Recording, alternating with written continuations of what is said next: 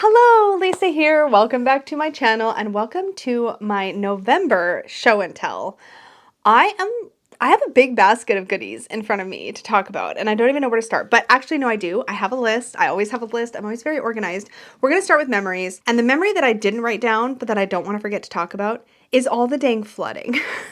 So if you haven't heard, the area where I live, Peggy and I live in the southwestern area of British Columbia in Canada. I grew up in the Pacific Northwest, which is just like the US side of this same climate area. And so we get rainy, we get rain. Rain is no big deal. Rain is not a big deal. Except when there's a lot of it. And I feel like growing up, we've heard, by the way, we're not flooded. Everything's fine. Nobody even we like know near us or anything like that is flooded. We know of a person who dealt with some flooding. Okay, my point is everybody's fine. So punchline first, I guess, so nobody worries. But I've heard different terms for rain my whole life. I don't think I've ever heard the term. I know that I've never heard the term atmospheric river. That's what it was. We got several of them. But the point is, we got a lot of rain, like a lot of rain in a very short period of time, and an entire city near us was underwater. So that was a thing. And not only was that itself horrifying and a thing that is still being dealt with today. They're still like working through it. Devastating for the people that are in that area and their like farms and their farm animal. It's heartbreaking. But while that's all been going on, there's been this ripple effect that's been eye-opening, I guess, to understand how everything is sort of interconnected. Like logistics out of this area are completely messed up. We're on gas rationing. It's like a whole thing. Like you can't fill up more than a certain amount in your tank at a time because trucks have limited access to our area right now. So it's causing delays of gas to get into this area. It's a whole mess. So it's had a significant impact on November. Not only just like hearing about everything that's happening and like the news and all that kind of thing, but also just the general way it's affected the way that our area has been functioning, which has also ripple affected into all kinds of things happening at work. I didn't want to forget, if I ever look back on these like monthly recaps, I didn't want to forget that this was a thing that happened in November because it was it ended up kind of taking over like a good portion of the month, starting around midway of the month through the end of the month. And again, still now the rain just really just stopped where we are like yesterday. So it's just starting to kind of settle down. I don't think we have any more of these atmospheric rivers coming, but there was like a bunch of them. At least it felt like a bunch of them. Anyways, it was a whole thing that happened in November. So another thing that happened in November that I have to talk about as a memory because it took up such a big chunk of the month for me personally was I finally finished, edited, uploaded the cardstock video, which if you have not seen, it's kind of like a YouTube favorite, but it's also like a big memory because I put a lot of time into it last month. I will put it up in I'll put something up on the screen. And I'll have a link, of course, to everything I talk about in the description box down below. But the Ultimate Guide to Cardstock was a project it was an idea that was born of a question that was asked in the Supportive Tarot Facebook group, and I just realized how vast the subject was, and I really wanted to dive into it, and I'm not going to talk about it too long here because I literally am talking for over an hour in that video. It's a long video, but it was the most complicated video I've ever tried to create. So I'm really proud of it. It was a lot of work, but also it was really satisfying I'm just itchy on my nose. It was really satisfying to finally like see it finished and existing. And the reception has been really great. I really wasn't sure. I wasn't sure. It's very over-the-top nerdy of me to have gone into all of those details, but also I feel like it's kind of a confusing world. Anyways, again, I said I was going to talk about it a lot because there's an hour. If you want to check it out, I'll have a link. I'm going to not belabor it, but I'm just very proud of myself for having seen it through the end, and I'm really excited that it exists. And poor everybody that knew me. Just poor everybody. Poor Peggy and all of my friends and like everybody, because literally, if you came within like 5 feet of me, I was probably going to talk to you about the cardstock video. So I'm sure anybody that actually knows me, like in person, like, you know what I mean? Like knows me, knows me, is so sick of hearing about cardstock that by the time the video came out, they're probably like, oh, thank goodness, it's finally out. She'll shut up about it. But like, so I'm almost ready to shut up about it, like almost, but I'm really excited it exists.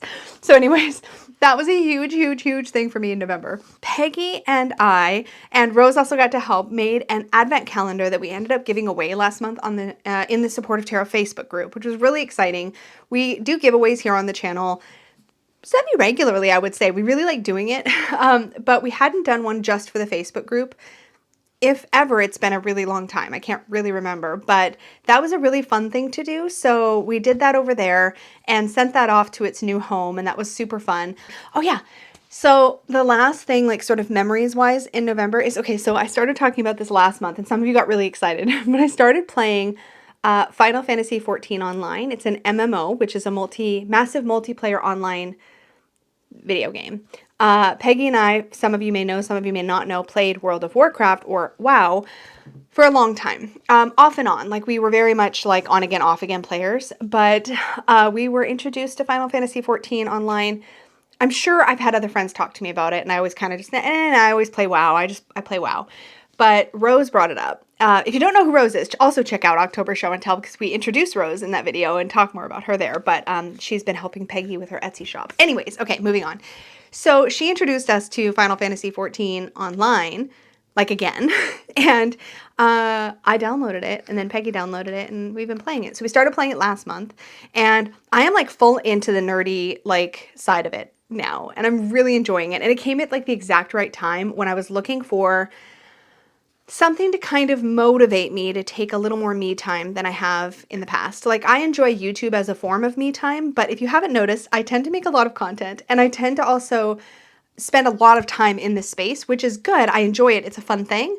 But also there's the off-camera part of it, which involves like the editing and the thumbnails and all the other things that go into it that like by the time you're done, there's a lot of time. And I was like looking for something I could do to kind of balance that out a little bit, to just have leisure time. And like Final Fantasy 14 has been the thing. I've been playing a little bit of my VR. I've been playing a little bit of my Beat Saber just every now and then. But I'm full in on the Final Fantasy 14 thing. So in a nutshell, like if I were to like shrink down all the things I'm excited about Final Fantasy 14, I'll just say that I've been having a lot of fun with it. I've been having a lot of fun. Everybody I've encountered in the game, online and offline, have been very, very nice, and I have been really enjoying myself. So that's been fun, and Peggy's been playing with me, and we both play individually as well. So it's been really fun. So I'm still talking about it. Let's talk about YouTube favorites. Other than the fact that I was able to release my cardstock video, which like literally tops the list of all the things, I feel like. But other than that, one of the things that I really, really, really enjoyed, and if you have not seen, please go watch. It is so good. And I want Danny to turn this into an entire series, and like, I don't know. I just want Danny story time. I want to sit with a cup of hot tea or a cup of cocoa or even a hot coffee in the morning, and I want to listen to Danny story time. But Danny in November did a spooky story time. It must have been November. It can't have been. It's possible it was at the very end of October. I can't remember exactly, but I feel like I watched it in November. But she did a spooky time all about a spooky story time kind of thing, all about the time traveler. Oh my God. I was literally glued to my like monitor watching her and listening to her tell this story. Danny is a brilliant storyteller. She's very engaging, and it was like one of the best things I experienced on YouTube all month long. So if you have not seen it, go watch it, give it a like, do all the things, but like it was so good, and I hope she does it again. Because just hearing her talk in general about, this is one of the things I love when Danny gets chatty on Three Fat Readers and stuff too, is I love hearing her tell her stories about her past, about her upbringing, about Louisiana. I love it. I live for it. So it was really, really, really good. Another video that I thoroughly enjoyed in November was Witch of Wonderlust. Oh gosh, I always forget her name. Olivia, the Witch of Wonderlust. I love her channel. I enjoy her content. I feel like she's just a refreshing shift from a lot of the other witchy content that I've seen on YouTube, and I really enjoy her channel. She's doing more vlog style videos lately, but I love her rawness, and she comes across very real, and I really appreciate that. Anyways, she has 2 videos about making a money bowl and then working that money bowl. And I actually stumbled on her most recent video that was actually like released or uploaded in November. And then she links her original money bowl video, and I watched both. It's a money bowl is like a magical working involving, well, money.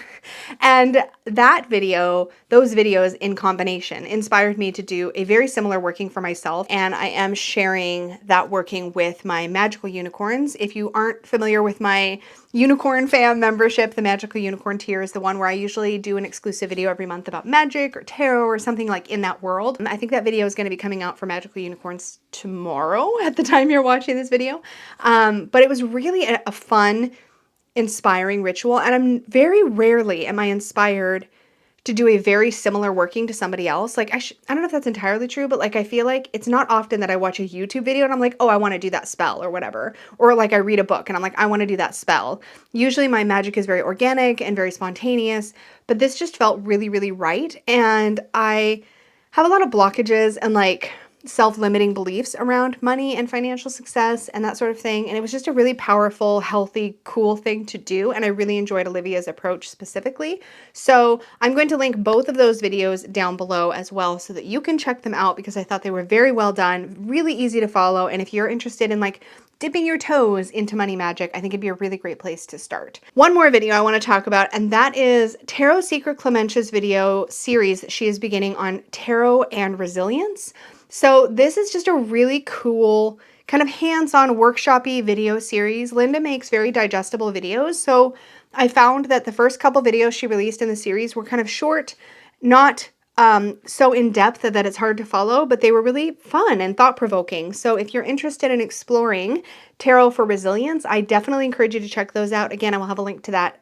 The first two videos or the playlist or whatever, or the first video, whatever makes sense. I'll have a link down below, so check that out. And that brings us to magic. So as I already mentioned, the magical thing that has me the most excited from November is the money bowl working. I'm going to share with you guys what my money bowl kind of looks like. So remember, Magical Unicorns, you will get to see me put this all together tomorrow. But little spoiler, this is what I did my money bowl in. So this has got all kinds of goodies in it, and did a whole working around this. I made a candle, anointed a candle, have been burning a candle, and the candle sometimes sits on top, sometimes beside. I have oils, I have herbs, I have crystals, I have all kinds of goodies, but it occurred to me to use this giant Hello Kitty coffee mug that was actually sent to me from the beautiful and fabulous Shannon in the mega box. If you never saw me unbox this mega box that it's just incredibly generous Shannon sent me and Peggy, I will try to remember to link that down below. It was just a whole experience, but this was one of the things in there. I love this mug. I find that when I put coffee in it, my coffee, the way that I normally make it, comes to here. And yes, I can make a double and have done so on multiple occasions. But there's something about the fact that this was sent to me, that it was a gift, that it represented that feeling of generosity and the excitement of opening it, and the fact that it's Hello Kitty and is so me. It just was the perfect thing to use for my money bowl. So this is my money bowl now. So if you spot this in the background anytime in my room or whatever, that's what this is. And I'm loving it. It's got a really nice flow to it, and this is what I'm really excited about and proud of magically from November. Let's talk about like beauty, body. This is usually where I talk makeup. So if makeup, nail polish, things like that bore you, you may want to just use the timestamps down below and just like skip to the next section. But if you want to geek out with me for a second on makeup-y things, just stay here. I pulled this out actually to use, and then I was like, I should actually talk about it because I don't know if I've ever talked about it as one of my sort of beauty favorites, but it's almost gone. And I feel like when I've used something this much, it's worth mentioning. So this is actually the lip gloss I'm wearing right now. It's literally the only makeup-y thing I did for this video was put on lip gloss. But this lip gloss specifically has been like my go-to, and I actually have a bunch of little ones of these as well of different colors, but this specific color was the first one that launched. Anyways, this is called Fenty Glow by Fenty Beauty, and it's in this gorgeous like tube. Where's the front? There we go. That's where you can see that it's called Fenty Beauty. It's really, really, really pretty. Mine is down to like, it's like down to here now. I don't know if the lights will show, but it's like, it's down to here. And I've been using the crap out of this. I don't know how to describe the smell of this lip gloss. Some people have said it's kind of peachy or peachy vanilla-y. I don't know what it is. To me, it's always kind of got almost like a fruit punchy kind of like a fruit punch sort of thing, but it's kind of mild, but it's like really like smooth. It feels almost like a lip balm, like a liquid lip balm. It's really, really nice. All the little ones I have are really nice too. 9 times out of 10, if I'm wearing a lip gloss, this is what I'm wearing. I do have a couple of other really nice lip glosses that I also like. If you like the sound of it, but you don't want to buy one like this, like from Sephora or something, there is a really good drugstore lip gloss that's very similar in how it feels. It doesn't smell the same, and it's not exactly the same, but it is the Lifter Gloss. I have one of those too, but I'm using this up first. So this is definitely my favorite. I love this. I figure I might as well mention it since I'm literally wearing it right now and it is actually like a favorite. But I have a whole bunch of other goodies in here that I want to talk about. So I've got a few nail polishes I want to talk about. First though, I want to talk about a lip combo because I got so many comments on my lipstick I was wearing red. It was a video in November. Can I not remember which one? Maybe it was my hot takes. It might have been my hot takes. I can't remember, but I was wearing a red and like I got so many comments about my lipstick. So I want to share with you what I was wearing. This is unfortunately a limited edition color. I do have something very similar to it, but this is Urban Decay. This is the red lipstick that I was wearing in that video. This is Urban Decay's Erasabeth. So it is a Queen of Hearts inspired red lipstick. This is like a really cool toned, almost like pinky red, which I wouldn't have thought I would have liked, but let me just, oh my gosh. It's kind of like, it's matte, but it's not like super flat, but that's what it looks like just swatched out. It's really, really pretty. And for some reason, it just really works on my skin tone. So I go back to this a lot when I want a red. I don't want to wear it like all night long, in which case I'll reach for like a liquid lipstick or something. But this is a really nice, like, good tone of red that I know looks good on me. But if it starts to feel a little dry, and this is what I did actually in that video, I have this is so cute. This is an Animal Crossing lip something. I don't know what it's called. This is called Cherry Cherry, but it's an Animal Crossing lippy sticks, I think is what it's called, from ColourPop. There's not a lot of product in here, I don't think. Yeah, that's all I can twist it up. Like, there's not a lot. It's like a little thing. But it's a reddish color, and I actually layered this over top, and I'm just going to swatch it above. And it was a really good match. It's like a lot sheerer. That's it down here at the bottom.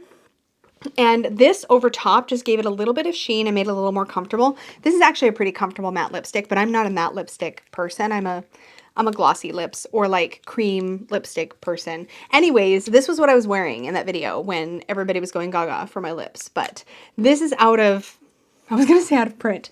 Yo, lipstick doesn't go out of print, but this is no longer, this was limited edition, so you can't get it anymore.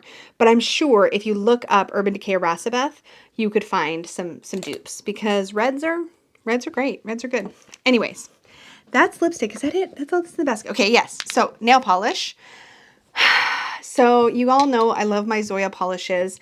I have 3. I have more than that I think I wore this month, but I have 3 that I'm super excited about. The first I got because I had to. Like, I had to. Because finally, I think this actually is from Zoya's collection, from Zoya's Fall Collection 2019, but they finally have Lisa. So this is Lisa. I had to have the nail polish that's got my name. If you don't know, Zoya's polishes are first names, usually like women's names. And I found Lisa, and it's a really pretty, like dark kind of raspberry cream. It was really pretty. I loved the color. I would have bought it no matter what color it was, honestly, because I just really wanted my name. I've been looking for it off and on, and I hadn't looked for a long time, but then I found it, and it's Lisa, and it was really pretty. So I did wear this in November. I think the one that like wowed me the most was this one though. This is called Tasha. Did I get that right? Yeah, Tasha. And it's described as like It's described as like a brown with gold glitter, which is true, but it has this like kind of bronzy, almost like, it's just the perfect fall color. Like, this is so pretty. So if you saw me wearing this, or if you in the future see me wearing this in any of my videos, because like walkthroughs and things I'll film and then put them up when it makes sense. But if you see this, I loved this polish, and it's probably my favorite fall color, like, ever. But it coming in a close second. I actually just took this off my nails to do this video because it was pretty chipped. I've been wearing it for a while. This is Lou, and it's like a really pretty, like, to me, this is like blue jeans. It's like denim, but it's deep. It's like a deep denim color. It's got a little bit of grunginess to it, like a little bit of fall to it. I don't think I've ever had like a blue that's quite like this. And it's so pretty. It was opaque in one coat. I could have probably worn just one coat, but I always do 2. It's so pretty. I had so much fun with all these colors. But of the 3, and I kind of got mad at Lisa. It wasn't Lisa's fault, but I kind of got mad at Lisa because the weekend that I put this nail polish on was like a comedy of a comedy of adventures? What am I trying to say? A comedy of errors. It was a comedy of errors because I put it on the first time and then something happened. There was a mishap and I had to redo like one nail. And then like a couple hours later, I think I was helping Peggy with something and I was using one of those green scrubbies in the kitchen and it scrubbied the tips of all my nails off, which made me mad. So then I took it all off and I redid it all again on like Sunday. And then I think it was fine, but it was 3 attempts to get this nail polish. Not the nail polisher's fault, literally just lifestyle fault, but it was like really annoying. These other ones though, no mishaps. No mishaps, except for the fact that literally yesterday, my nails had gotten kind of long and I was getting them into a shape that I liked, and then I broke my thumbnail like all the way off, pretty much.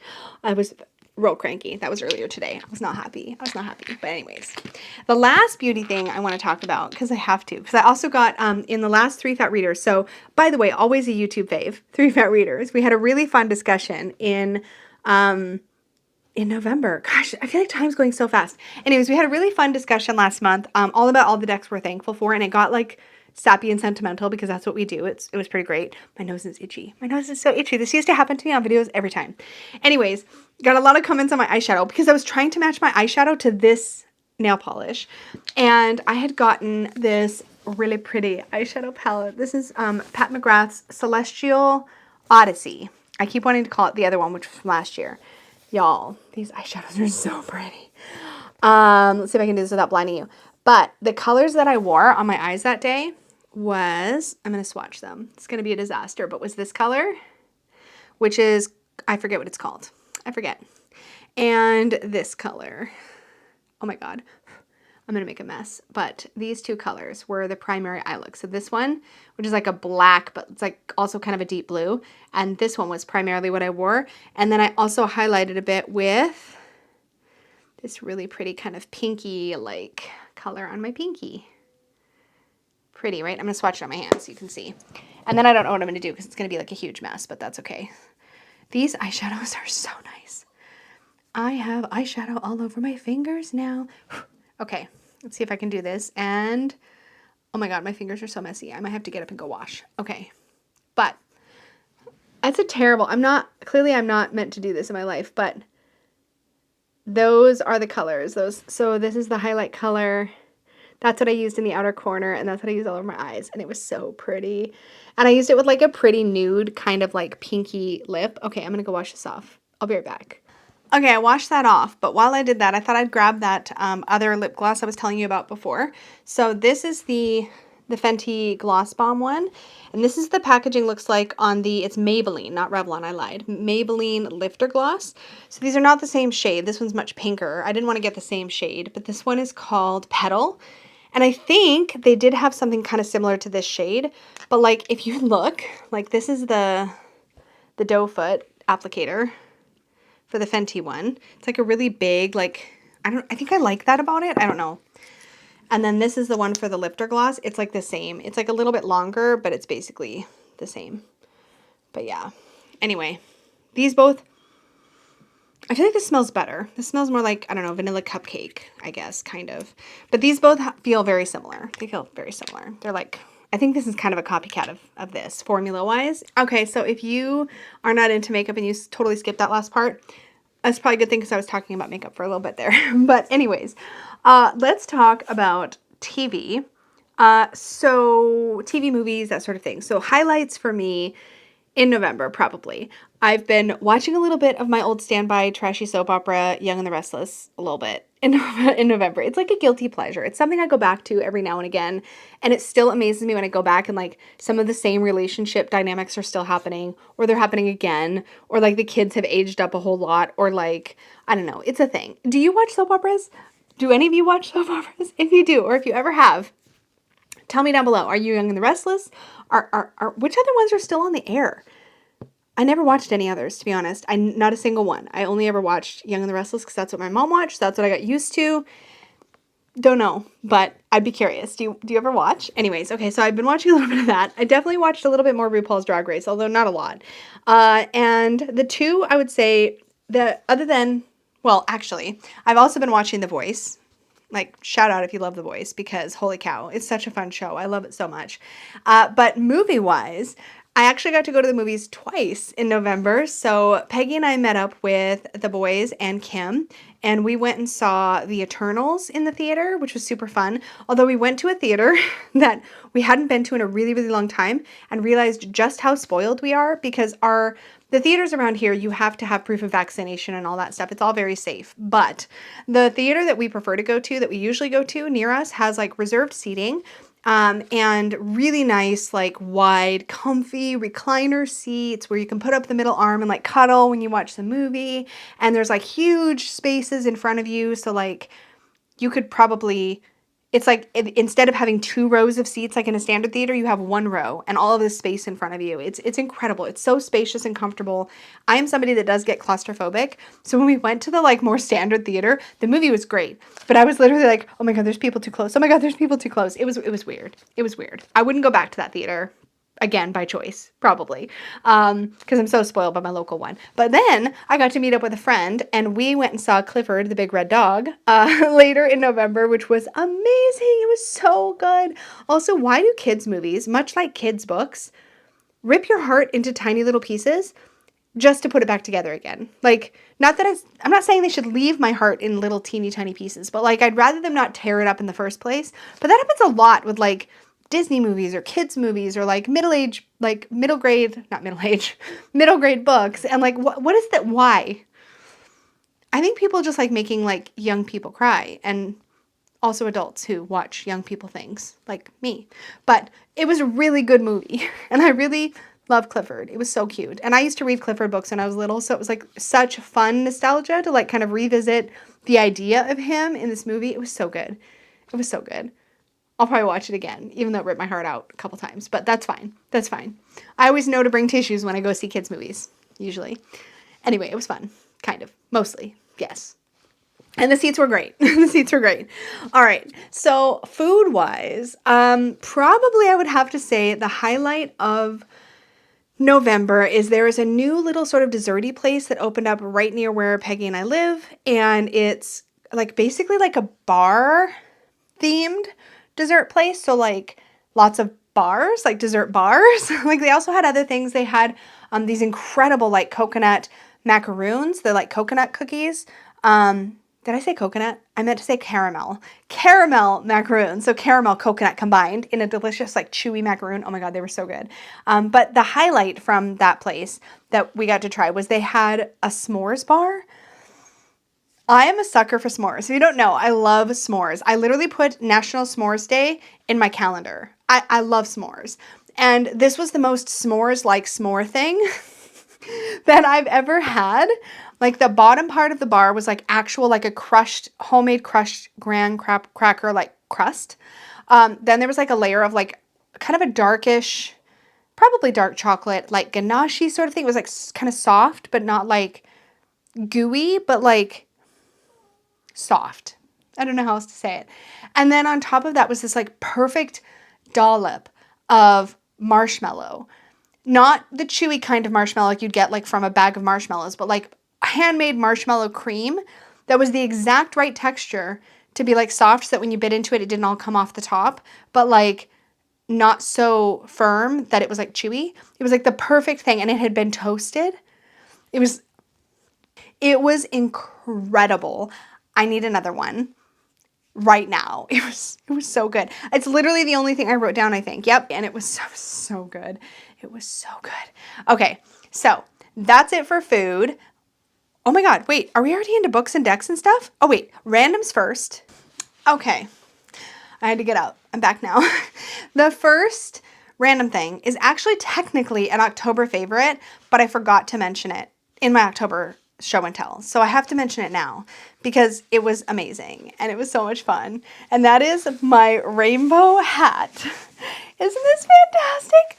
This is what I wore for my costume for the 3 Fat Readers Halloween special, which we did in October, which I will link down below. But like, isn't this the most incredible thing? And it's like, it's soft and squishy, and I'm not getting rid of it because it was fantastic. I basically was a giant rainbow. Also, Peggy helped me pin an actual little stuffed unicorn onto the rainbow. So it was a rainbow with a unicorn on it. It was fabulous. I love it. I got it at the Halloween store. Best costume ever. So much fun. Didn't mention it in October, so I had to mention it now. Another random thing that I have been loving and obsessing over, although it's a very simple thing, is this water bottle. So I actually now have two of these. This is the Takea, I don't know if I'm saying that right. That's the brand name there, Takea water bottle. This is the straw version, which I actually did not buy on purpose because I typically have tended to get water bottles that you like tilt back to drink. This is the straw kind. And it's got this like really nice little flip up handle. It's a very sturdy, like high quality, like really nice water bottle. It's the kind of water bottle that you go on like Amazon and they're normally like $50. And for whatever reason, this specific color and this specific size, so I have the 24 ouncer, which is like the perfect size for me, was on sale for like 20 bucks Canadian. I was like, what? So I ended up buying one for home and one for work, and I've been drinking so much water. So it has like this kind of straw top. First of all, it's like stainless steel inside, and then it has this like nice wide straw like in it. It's super sturdy. The straw piece comes off so you can easily clean it. I've only been using it for water, but if I put ice in this, I will have ice all day long. I drink water way better when it stays cold. So even just super cold tap water will stay really cold all day for me with this. So I will drink usually at least one full one of these at work and another full one at home, which is way more water than I was drinking before. So it's been a huge perk. It's been amazing, but it's really convenient with this handle, and it's got like this powder coating on it so it doesn't sweat, and it's got like this non-slip like silicone base so it doesn't like slide anywhere. It is the most like convenient thing, and I don't know why this particular color. I don't know if it was the color. I will have the link to this specific listing where I found this one that was on sale, and I think there was even like a coupon I could clip and get like another $3 off at checkout or something. It was so cheap. I was like, what? The other colors were more expensive. I think the black one and the like teal ones, and there was a purple one, I think, and those ones I think were like the 50 bucks. But like I got it for 20, and it's so good. I use it literally all the time. It's supposed to keep hot stuff hot too, but like I wouldn't put hot stuff in here. I just want cold water all the time. And so I have cold water all the time. And because it's always cold, I keep drinking it. And I'm gonna stop talking about the water bottle, but you guys, I'm really excited about it. I've been using it a ton. This next random thing was a gift. So these were sent to me by April Harmon, who is the owner of the company that makes these, of the business that makes these. It's called Mystical Fusions. And she made one of these candles she made specifically for me, which is really, really, really, really exciting. And I'm really excited about it. And I've been kind of hoarding it possibly for the new year. Like I've been like kind of going through all of my other like random candles because there's something about the energy of this that feels like the new year. Actually, let me talk about the other one first. So she sent me a couple, plus she sent me some like little tea lights and things. But so when she sent me a gift basket before with some of her like creations. And one of the little sample, like little scented tea lights that she sent me was one that was the scent Lavender Lemon. And I got really excited about it. Do I have it here? No, I don't. I got really excited about it because it reminded me of the scent of my body image, like my body positivity anointing oil that I made that was kind of lavender and lemon were some of the key notes in that. So anyways, so she remembered that I really liked the scent and she sent me a lavender lemon jar candle. These candles, not only do they, I feel like they last forever. Oh my God, it smells so good. If you've never smelled lavender and lemon together, you should. Because I feel like these scents are not very often mixed. I feel like you usually get like lavender in like more calming, sort of like tranquility kind of blends. And then you get lemon more often like wake up kind of energize-y blends. But actually, I feel like lavender and lemon go really, really, really well together. It's so good. I feel like you could use this to, I don't know why I keep wanting to show you the center, but I'm pretty sure her candles, yeah, they're all soy. I love soy candles. I feel like they burn really clean. I love the scent, and I like jar candles because they're easy to like, you blow them out or you snuff them or whatever, and then you just put the lid on and you don't have to worry about spilling the wax or anything like that happening. Really excited to get into this, but the one that she made specifically for me that I'm super excited about is like a fancy pants candle. So this one, on the lid here, she even has more information about it, which I'll tell you in a minute, but this is called the Tranquility soy candle. So I don't know if she's going to offer this one in her shop. I don't know what the story is there. I'll have a link to her shop down below, but check out the top of this. Is that not like the prettiest thing you've ever seen? So there's like rose quartz and there's rose, and that looks like maybe calendula in there. Oh my God, the smell of this. It kind of smells like, I didn't ask her. I should have asked her what's in here. It says, oh, this is about the rose quartz on the lid here. It there is definitely, I feel like, rose in it, but it also smells like something sweeter. So bad it sounds. I just want to burn it, but I also kind of don't because it's so dang pretty. Like, it's got like two perfect little rosebuds. Like, look at that. Two perfect little rosebuds in there. It's just got this, like, to me, it seems like soft, but there's brightness and there's sweetness and like there's all these like little pieces of rose quartz and this nice big piece of rose quartz. And I want to burn it, but I also don't want to burn it. So I feel like I've been kind of coveting, holding it, like tucking it away and considering pulling it out for the new year. Like once I'm done with my holiday candles. And oh yeah, and then on the top, it says has all this information about rose quartz's healing properties, talks about the chakra it's associated with, the element, the zodiac signs, the planet. It's absolutely lovely. Okay, so I think that's it for random. It's time to talk books and decks and stuff. Let's see if I can do this and not talk your ear off for a whole nother half hour. Let's see how this goes. So books, I'm going to try to rein it in a little. I have a few things to say.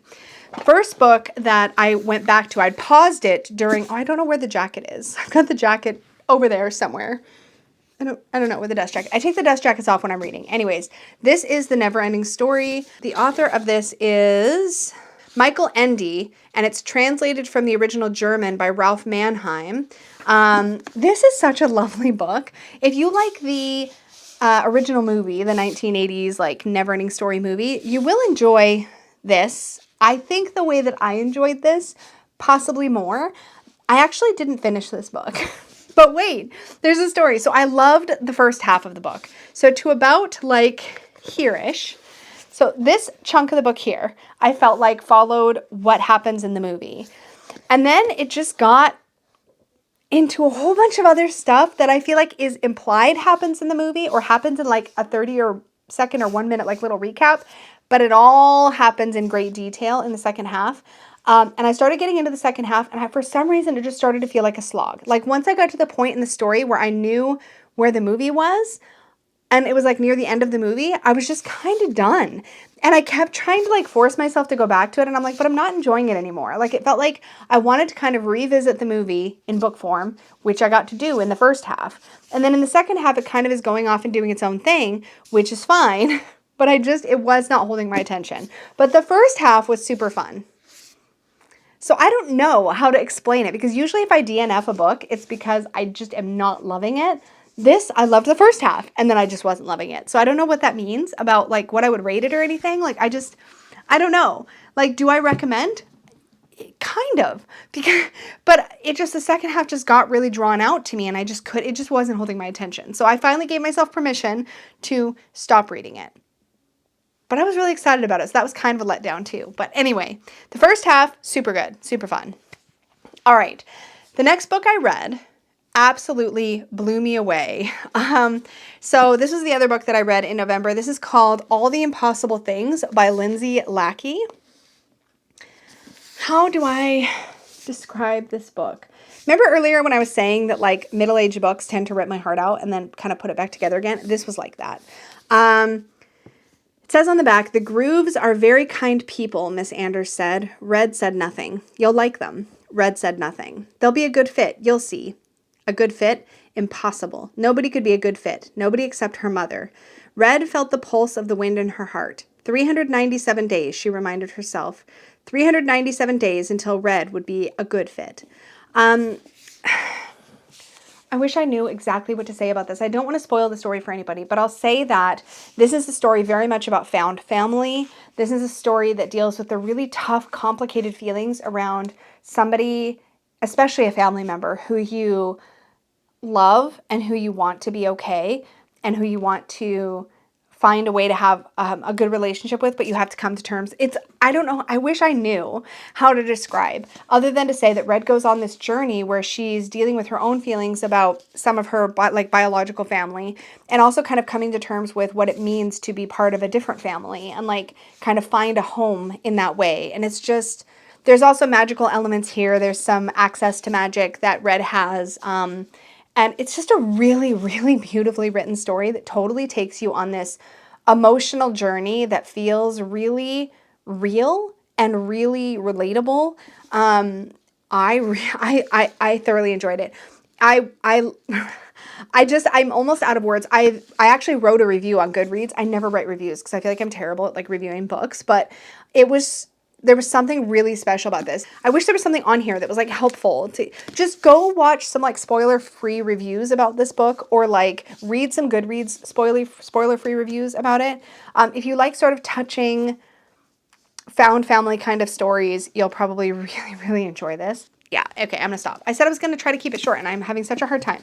Okay, the other book and the final book that I read in November was Neil Gaiman's The Ocean at the End of the Lane. I don't know what I expected this book to be. I think part of it is that I love the graveyard book so much that I was waiting for, I wanted an experience like that. One thing I didn't realize was that The Ocean at the End of the Lane is actually an adult novel by Neil Gaiman. It's not a middle grade novel or a young adult novel. It is meant to be an adult novel. Although, outside of a couple scenes that happen, it probably could have been a middle age or at least young adult novel for sure. But it wasn't what I expected it to be. It had a lot of like kind of creepy, otherworldly sort of elements. This particular copy is really lovely. Actually, it's got all these really great like kind of atmospheric like illustrations, which is another thing that almost makes it feel like it's a middle-aged or young adult book. I would actually feel like this would be a really, really great October read because it does have a bit of that spooky element. I am going to keep it for now and consider rereading it again next year, maybe in October if I get through the graveyard book too fast, but it didn't feel like a November read. It felt like an October read, which I think I was kind of bummed about because I was expecting it to be more, I didn't expect it was going to be more of like have so many creepy kind of, not scary, but definitely creepy elements to it.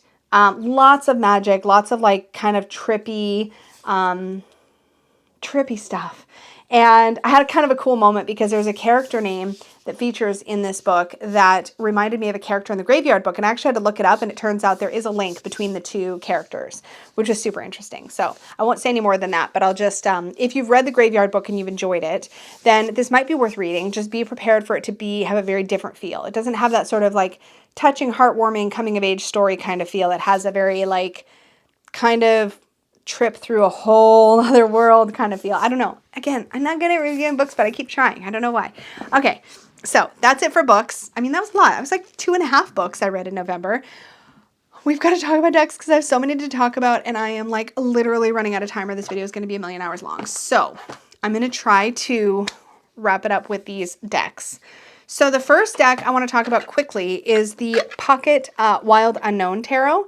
So I actually pre-ordered this and it came in November, and it's lovely. I mean, it's like literally a miniature Wild Unknown, which is fantastic because I find that the Wild Unknown actually works really well in larger spreads.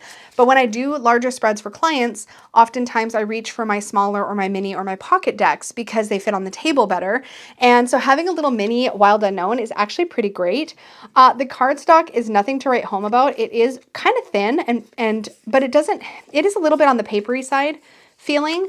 It feels actually like a thinner, like exactly what you'd expect if you shrunk the original Wild Unknown Tarot down. It feels exactly like that. And it feels as if it was shrunk not only in shortness and in width, but a little bit in thickness as well.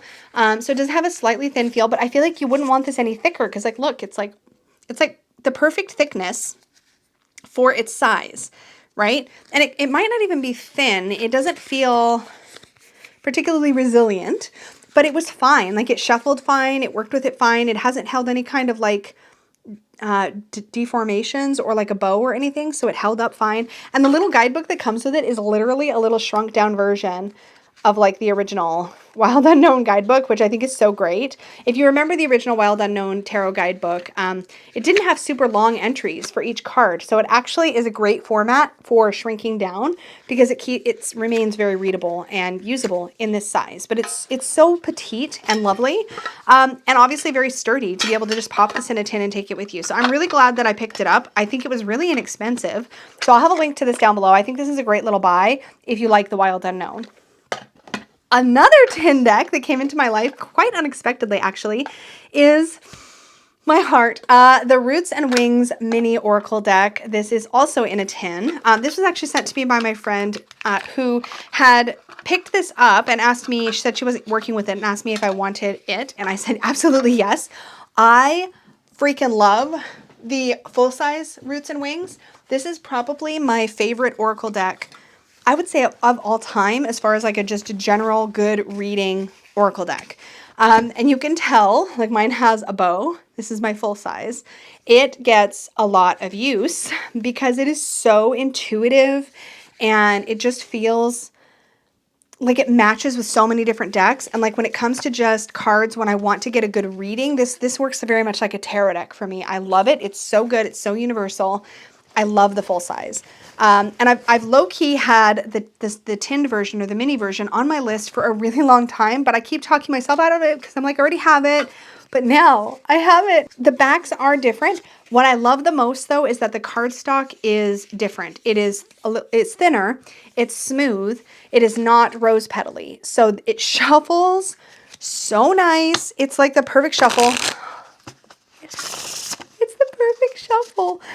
It shuffles really good. It's really smooth. And I love these like generously rounded corners. They just give it this really like soft vibe. But if you have not worked with the Roots and Wings, what are you waiting for? It is an incredible deck. It's sold on Etsy by the artist, and I will link that down below. I love this deck. It is one of my top recommendations always for a good, expansive, balanced Oracle deck. There is both light and shadow in here. It's got a very naturey, earthy feel, but it also is, it's just really useful. It's like my most useful, one of my most useful Oracle decks. And I'm so excited to have it in this size so that I can travel with it. I think if I was going to travel with like a tarot and an Oracle and like a Lenormand, this would be the Oracle I would want to bring with me. So this is so exciting that I have this, and I'm so grateful because I love it. I love it. Okay. Moving on. Okay, so in the beginning of November, I actually worked with and actually I think for about the first half of November, I think I worked with this for 2 weeks, but I worked with the Darkness of Light Tarot. This is just a really great deck. I won't say that this is going to sit up there with my top favorite decks of all time, but it is a really well done deck. It has kind of a dark, sort of moody feel to it. Really luscious. The version that I have is the one with the black backs and the black borders. Really lovely linen cardstock. I don't know what edition this is, but it was one of the more recent editions. I got this in as a result of a Say Yes to the Deck episode that I did, which if I remember, I will link in the description box. But really love this deck. It read really well. It was really clear. It's a little bit like Game of Thronesy, but not Game of Thrones. It's got a little bit of that rawness to it, a little bit of that we're going to tell you the truth no matter what kind of feeling. It was really enjoyable to work with, and actually originally I paired it with the Witches of Legend Oracle deck, and this actually worked really nicely. If you haven't seen the Witches of Legend, this actually worked really nicely with the Darkness of Light. I felt like their energies worked really well together. But then I just wanted to work with the Darkness of Light alone. So I worked with it with Witches of Legend for a week, and then I worked with the Darkness of Light all by itself, and I really enjoyed that. And I've actually done that a fair amount over the past month, is just worked with just a tarot, partly because of hits and misses and in combinations. This was a really good combination, and just partly because I felt like it. I was feeling the energy of just working with tarot. I did try the following week to pair a tarot and oracle deck, but my first couple days with the oracle deck just did not work out, and that is the Tree Angel Oracle deck. So this was one that was sent to me for review. I really was excited about this deck. I had seen a video that Dawn Michelle at Boho Tarot had done talking about it, and I was like, I really like it. But y'all, it fell so flat for me when I tried to work with it. It just did not land.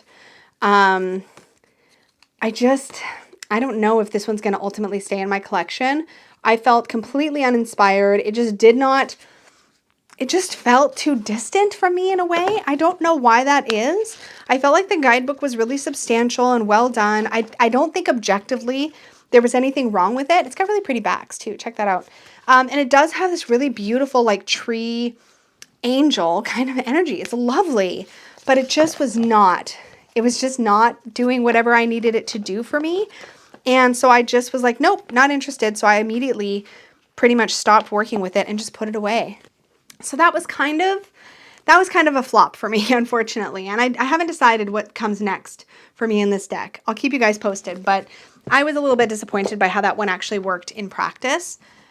But the deck that I had originally intended to pair it with that turned out to knock my socks off is the Voyager Tarot. So if you saw my walkthrough, this is what the guidebook looks like that comes with the deck.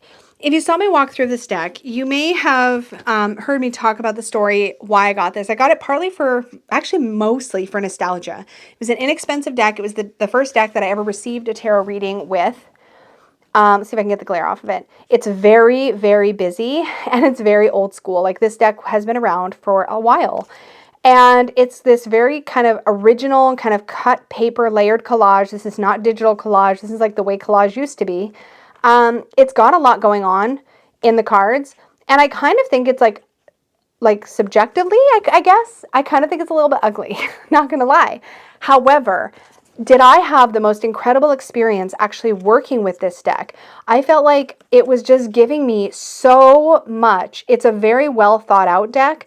Every symbol that appears on the card is there for a reason. Like James Wanless, the creator of this deck, it's not like, oh, this just feels like the Four of Worlds. I'm going to plunk all this stuff on there. No, everything is literally there for a reason.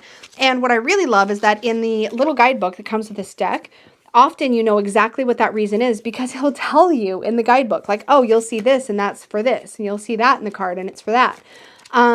It felt really spot on. I felt like I would lay cards and I would kind of see what my impressions were, and then I would check the guidebook, and I was getting these really great readings for myself.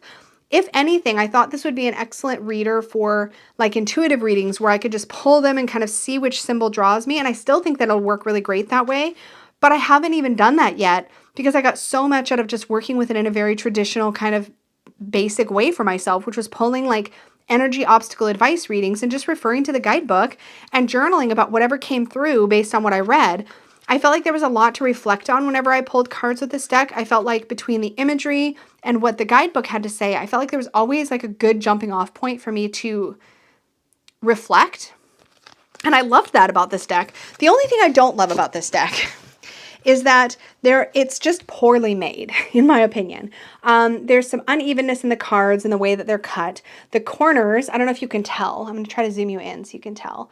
The corners are all uneven. So some are like cut lower than the others. Super annoying.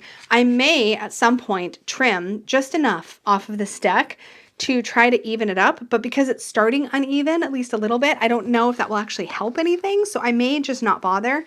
I'm shockingly not bothered by the borders. I kind of wish they were a different color, but then on the other hand, I'm not sure if white would be too bright against a lot of these cards, and I don't think black would be good because I feel like it would box it in too much. So it might have been just the best choice, honestly, for color, even though it's not a color I'm particularly personally fond of in the borders. But the borders in a deck like this, I feel like, are really important because it's such busy artwork that I feel like it needs the border to sort of contain it so it doesn't spill all over the place. I have seen pictures and clips of this deck and what it looks like when it's been trimmed, and I think it looks really nice, but I feel like if I had more than one card on the table, it would be overwhelming unbordered. It's so interesting to me. I have such a interesting relationship with borders. Like I kind of want to chop them off sometimes and don't other times. I don't know. All right. Another deck. I didn't work with this for myself, but I did use it in my members, my Magical Unicorn live reading session. So I do that for Unicorn fan members at Magical Unicorn tier and up. I do a live tarot reading session where I answer everybody's questions. This was one of the decks I had out and I just kept wanting to reach for it. It was so lovely. So this is full disclosure. This is my prototype copy of the Little Odd Tarot deck illustrated by Michelle Castro. It says Consultation from Ashton Maxwell on the box. So this was funded on Kickstarter, and I found out about this deck the first time she tried to fund this, and it didn't fund, and I was gutted because I love it so much. This is what the backs look like. Now my copy is just a prototype, so this isn't the final version, cardstock, nothing. It's just to see the images. But I genuinely loved using this in practice, in readings. It did so well. It's a very intuitive reader. I feel like what's happening in the cards just makes so much sense to me. It very quickly became a favorite because I loved how it felt to work with. I loved how easily the messages came. I love some of the twists on the way that the different cards are depicted. It actually just genuinely is enjoyable and relatable and fun, but not so silly or lighthearted that it doesn't give you the messages that you need. But it's such a good deck. So I'm excited to see how the final version comes out and, you know, what goes on with this deck moving forward. But it was such a joy to work with that I had to mention it because I'm so excited that I have this little prototype and can play with it. I feel very blessed to be able to do that. So I'm really excited. I did do a full walkthrough. I'll link that down below where I kind of gushed and ended up kind of deep diving into every card. But love. And that probably brings me to my favorite of the entire month. I didn't like intentionally rank these, but I just realized this is definitely, I mean, Little Odd is pretty close. I mean, Voyager was amazing too. Okay, anyways, it doesn't matter. We're not picking favorites, but we kind of are, right? And that is the Dream Vision Tarot. Oh my gosh. Okay, who is the artist? I always forget her name. I'm so sorry. The worst. I mean, Emma Zhang. Emma Zhang. I've been chatting with her a little bit on Instagram, but first of all, this box is like so stunning. I was very excited about this deck, but when I opened it, and I did this on camera, so I did it in my walkthrough, but when I opened it and actually started going through the cards and like considering what each one, how it depicted the card and like doing that whole first impressions like trip through this deck, I was just so blown away. It is incredible. I love it. Like a lot. Like I really love it. Like this is the deck that when I'm waiting on my Peggy bag for it. But once I have my bag for it, it's going to hang over here above my reading table on my favorites rack.